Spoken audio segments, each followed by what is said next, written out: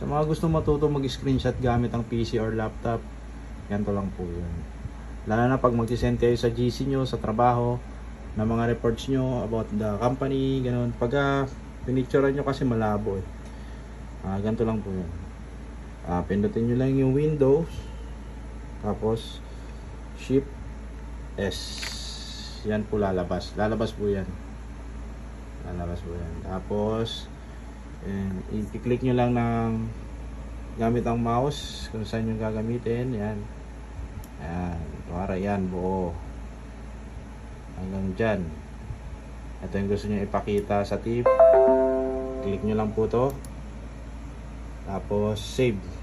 Kung gusto nyo edit, may babaguhin kayo, masulatan, pwede rin yan.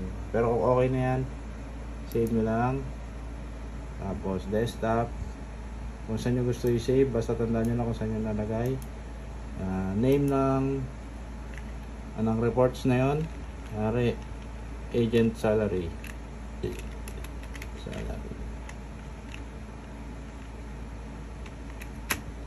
October. Ganyan lang po. So makikita nyo na po yan dito sa ito na po siya.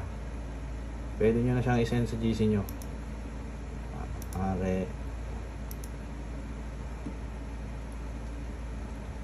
Para po clear yung inyong isesend sa GC, hindi malabo. Pag picture lang kasi malabo.